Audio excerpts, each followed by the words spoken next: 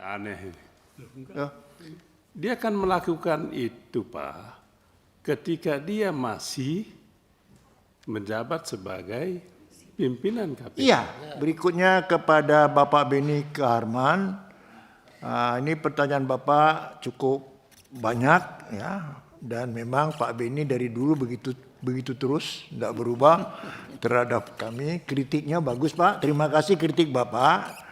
Tapi Bapak bertanya apakah Ketua KPK pernah melakukan target sendiri, menentukan sendiri. Dari pengalaman kami, dari pengawasan yang kami lakukan, itu tidak pernah. Target yang dimaksud tadi itu adalah indikator kinerja utama. Itu dirumuskan secara bersama oleh pimpinan dan struktural yang ada di bawahnya. Tahun ini kita harus mencapai target berapa banyak perkara ini, umpamanya. Berapa besar aset recovery yang bisa kita capai di tahun ini. Itu dirumuskan mulai dari bawah sampai ke atas. Diputuskan oleh pimpinan. Itu yang saya maksud. Kami tidak ikut dalam hal itu. Karena itu memang target yang ditentukan oleh pimpinan sendiri untuk 1 tahun. Target kinerja ini, Pak. Nah, itulah yang kami paparkan tadi. Target kinerja itu ya belum ada menurut kami yang 100%. Itu yang dimaksud, Pak. Tidak jelas kalau sudah terjadi tindak pidana korupsi, Dewas mereduksi menjadi pelanggaran etik. Saya rasa tidak begitu. Dari dulu kalau sudah merupakan tindak pidana korupsi, kami serahkan kepada penyelidik. Tetapi etiknya kami sidangkan. Setiap tindak pidana korupsi, kejahatan korupsi pasti melanggar etik. Tapi kalau melanggar etik belum tentu melanggar tindak pidana. Jadi kalau sudah benar ada indikasi tindak pidana, sebagaimana yang sudah kami sampaikan sebelumnya, itu kami sampaikan kepada pimpinan. Kami tidak mereduksi. Tidak pernah. Dan banyak itu terjadi, supamanya kasus Rutan itu kami sidangkan etiknya. Tetapi mereka pelaku-pelaku tindak pidana korupsi kami serahkan kepada penyelidik. Dan sekarang sudah ditahan bahkan. Begitu juga penyidik yang Robin yang memeras. Kami sidangkan etiknya.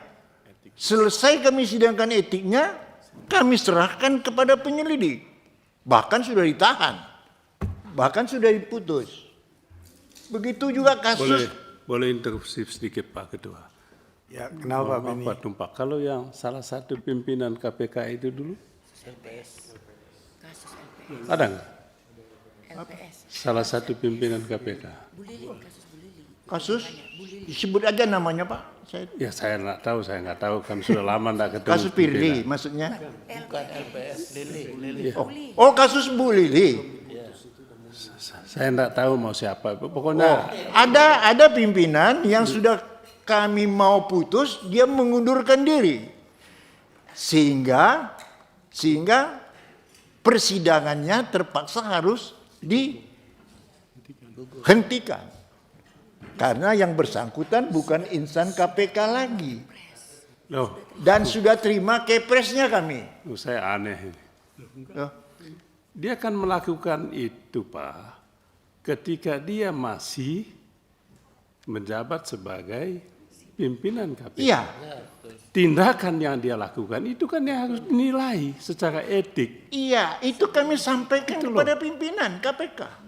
Kami tidak punya kewenangan untuk menyidik kasus tindak pidana korupsi. Kecuali menyidangkan etik. Bukan itu, Pak. Pak Tumpak menyampaikan bahwa kami tidak melanjutkan persidangan etiknya. Ya. Karena yang bersangkutan sudah terima kepres. Sudah berhenti, kan begitu, ya. Pak. Pertanyaan saya, yang Bapak Dewas mereka itu sidangkan adalah pelanggaran etik yang bersangkutan ketika masih menjabat sebagai pimpinan KPK. Betul. Betul kan? Ya. Ya, itu yang mau saya tanya.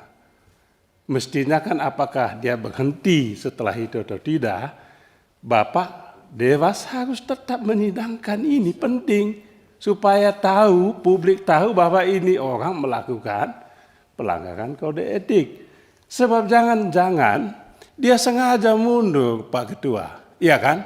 Udahlah Pak Tumpak, kita sama-sama lama kita kan. Saya sama Anda ini udah puluhan tahun. Ya. Gitu loh. Jadi begini Pak, ketentuan di Jadi, kami. jangan-jangan Dewas suruh udah kau berhenti aja supaya jangan disidangkan. Itu yang mau saya sampaikan. Udah nggak usah dijawab lagi Pak Tumpak. Saya rasa mesti saya jawab Pak. Kalau nggak dijawab nggak. Ya. Biar fair. Etik kami ini Pak hanya berlaku bagi insan KPK. Ketentuan di kami kalau sudah bukan insan KPK lagi, kita tidak bisa. Dipanggil pun dia tidak mau datang umpamanya. Itu tidak bisa, tidak ada upaya paksa di kami. Jadi kami tidak bisa menerapkan kepada dia untuk meneruskan persidangan ini karena dia sudah menerima kepres. Pak Ketua, itu loh. Ini Pak. Sebagai Ketua Pak Tumpak ini kan begini Pak. Kenapa saya sekali lagi mohon maaf menegaskan ini. Coba Pak Tumpak bayangkan.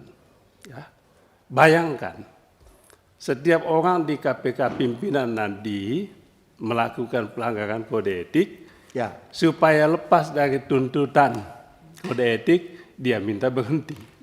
bisa Itu terjadi. loh. Ya, Itu loh yang mau saya sampaikan. Jadi Dewas ini sebetulnya apa kerjanya? ya. Jangan-jangan Dewas juga yang suruh dia berhenti kan sih, berhenti di sini. Iya kan?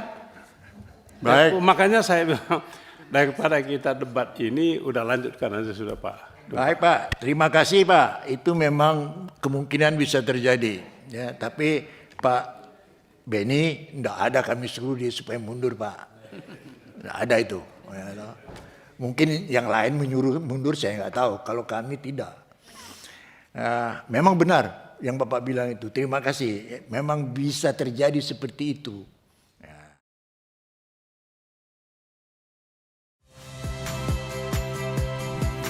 Saya Yasir Neneama. Saksikan program-program Kompas TV melalui siaran digital, pay TV, dan media streaming lainnya. Kompas TV, independen, terpercaya.